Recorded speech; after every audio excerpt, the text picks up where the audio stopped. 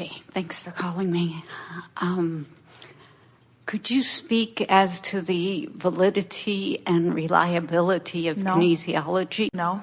No? Because it isn't any of our business. If it's working for you, it's reliable and valid. End of story. Okay. You don't need our opinion. Okay. We'll tell you what it is, though. When you believe something, in other words, it's a form of alignment. Right. And to me, it's almost an externalization. If something comes to me, if I walk into the health food store and say, okay, what's going to help my cold? It's going to come from an intuitive thing, and then I'll go test it out.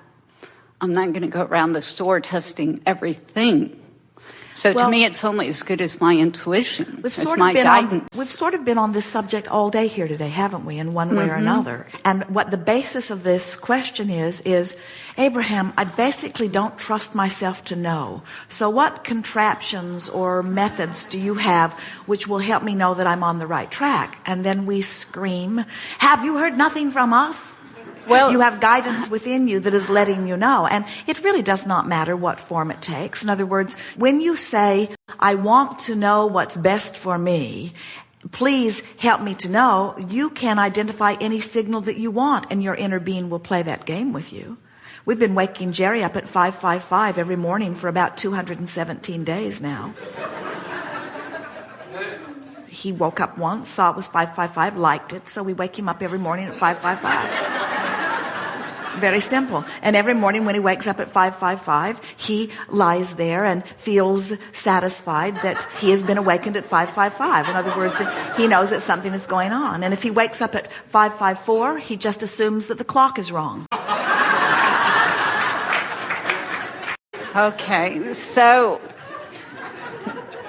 there have been double-blind studies with kinesiology that don't typically work well. Excuse us. Blah, blah, blah, blah, blah. Oh, you were speaking? We are borderline mocking you. And there is no real reason for that. Except that you don't believe in the questions that you're asking. And so what's the point of this conversation? In other words, have you decided that this thing is invalid and you're wanting us to substantiate the invalidity of it? I think that I listen to you when you say that individually, if you believe in it, it works. So do you want it to work? In other words, the reason that we are approaching this in this way is because we really do not want to validate anything that needs validating.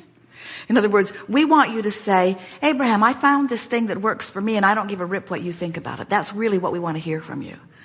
But what we hear from so many of you is, well, I found this way and I think it's the right way and I see these people over there doing something different and I don't really approve of the way they're doing it. And we say, do you realize that your disapproval of what they're doing just messes up your energy, and then you blame your messed up energy on them doing something different when your messed up energy doesn't have anything to do with them? You're just using them as your excuse for your messed up energy. And so then we want to say to you, just decide what you want and line up with it and use whatever way. The universe will yield to you through the crack of your least resistance, the best path for you right here and now. But then don't get on your high horse and exclaim to the world that you have found the one and only path, because there is not one and only path. There's just the best path for you right now. It's really not different than Esther driving down the road and us knowing there's something in the road and steering her around it. And then she could write a book. How to steer around this thing in the road. I was driving down Interstate 95 on my way to Boca Raton when there appeared a terrible thing in the road, and this is the way I steered around it. And you'll find it at mile marker 116 if you will look for it. And so always be on alert when you're at mile marker 116. And then you will have the advantage that I had of steering around this terrible thing in the road. And people reading that would say, well, that's sort of dumb, because I really don't think that thing in the road's still going to be there in the road a year from now. So this book is sort of not very important to me. No, Esther would say, this was an important thing. It was given to me by God. I know that you must know about this thing in the road at mile marker 116. And we say, Just give it a rest. Everybody has their own guidance system. We really do not need to indoctrinate everybody with everything that we think is important. We don't know how you keep from just going out of your mind with all of the things that all of the people are wanting you to know and follow and eat and not eat and do and not do. How do you even stand to stay in your lives, you see? Okay. It's this way, it's this way, it's this way, it's this way, it's this way. And we say, just find something that you want and sort of point toward it and just sort of start moseying down the road. And if it brings you joy, move faster toward it. And if it's not so fun, choose something else. But don't make a big deal out of everything that everybody's thought. Esther walks in a bookstore and says, this place is nuts. So many philosophies and everyone's sure that they've got the one right thing. And all along you've got guidance within you saying, this is the best way from where you are right now. But it's not the best way for you forevermore. And it's not the best way for everybody on the planet. This is the best way for you right here, right now, is what your guidance is saying, you see. So when you get in sync with your guidance, there's a tendency to say, oh, this worked so well for me, I need to tell the world. And we say, or not. Let their guidance tell them. Let their guidance guide them, you see. So what we've got going here is we're just guiding you to guidance. We're not the guidance to guide you. We're just guiding you to guidance. Here is the sentiment that we would like to become rampant across your planet. No matter who you're interacting with, we would like you to find some way of conveying to them your appreciation of who they are and where they are right now. We would like you to be able to express to them, whether you use words or just a glance of the eye. We would like you to say to them, I love you where you are right now. And if you really want to follow it up and be a powerful, beneficial influencer, you might follow up with a glance or a vibration or words that go something like, you will always find your path and it will be different from almost anybody you know.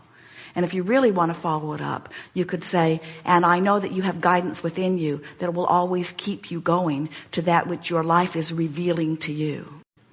And if you really want to follow it up, you would say, and there is no one on the planet that you could adequately or accurately follow because you are carving out your own magnificent, unique life. And if you really want to follow it up, you could say, and you have guidance within you that lets you know in every moment your relationship with your life as it is unfolding.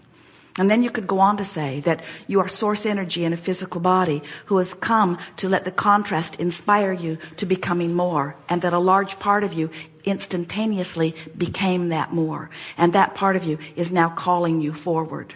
And that you could use whatever method you want. Call it gut instinct, call it emotional guidance, call it kinesiology. It doesn't matter what you call it. You are being beckoned by that larger part of you toward that which you have become. And if you can get that across to yourself or to anyone, then you or the one you got it across to is destined to live happily ever after, to live the fulfillment of what you came forth to live. And anything else, anything other than that, anything that says there are rules that you should follow and when you follow them you'll feel better, or you are supposed to be something that you're not, or you are disappointing someone somewhere, or you're not fulfilling your reason for being here, anything of that nature just separates you from the truth of who you are, you see. Thank you. Yes, indeed.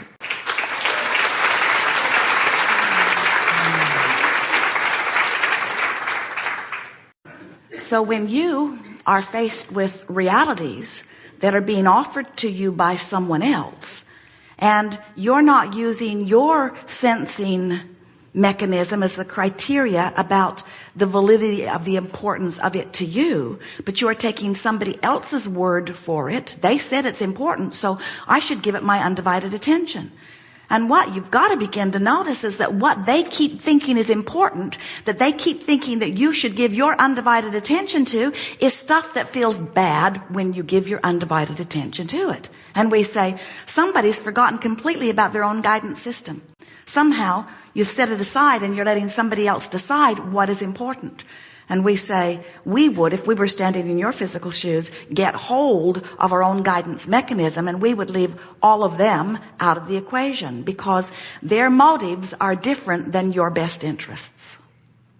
And we're not just talking about the spreader of the word pandemic. We're talking about anyone who seeks to influence anyone for any reason.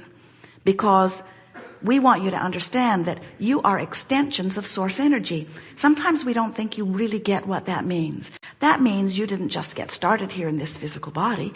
That means you are consciousness, genius consciousness, that which you call God consciousness here in this physical body.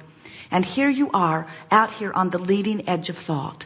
And you joyously came into this environment of great variety, knowing that it would inspire within you new sensations of desire. Nothing ceases to be. Everything continues to be. And so here you do. You come forth into these magnificent bodies as genius source consciousness, having your individual exposure to contrast, which gives birth to the new idea. And when that new idea is born within you, source says, good idea.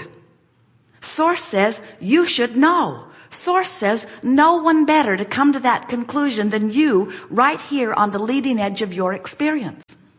So then we come along and we say to you, when you ask, it is given every single time. And that's exactly what we're talking about. When contrast causes a preference to be born within you, source rides the wave of that conscious thought and immediately becomes vibrationally at one with the new desire that was born out of the contrast that you lived. So the largest part of you, the source energy part of you, lived the contrast along with you, felt the desire being born within you. You know when you don't have enough money, how you want more money? You know how when you're sick, you want to be well? You know when the roof blows off your house, you want the roof to be back on your house? In other words, you know how contrast causes desire to be born. And every time that desire is born, source says yes, immediately, instantaneously, and becomes vibrationally one with that. Now we can see how those of you in physical bodies who are getting really sort of hung up on the physicalness of your physicality, the physicalness of your physicality. It's just awkward to be physical, isn't it? We know how you get hung up on that physical stuff. And what we notice is that you get so involved in the physical that you don't pay attention to the vibrational. And yet everything that is now physical was at one time vibrational. We want so much for you to get the clear conscious knowing that you are in the process of becoming vibrationally. And then you allow yourself to become what you already became. That's what the art of allowing is.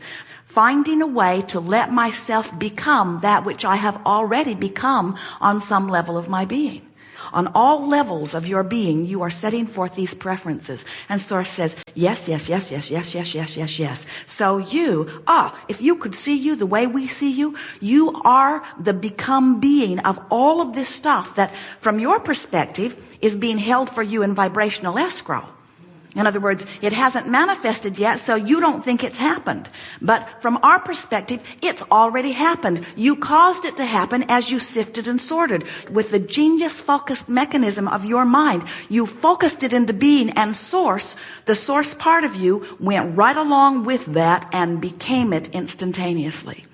Now, the reason that this is so important is because when that all happened, a very powerful vibrational signal came into being. The signal that really is who you are began radiating in a new vibrational way. And the signal of who you are and who you have just become is the most dominant signal in your universe, and it is now calling you to become complete with it. And when you hear the call and move toward it, you feel better and better and better. And when you get there, you feel ecstasy.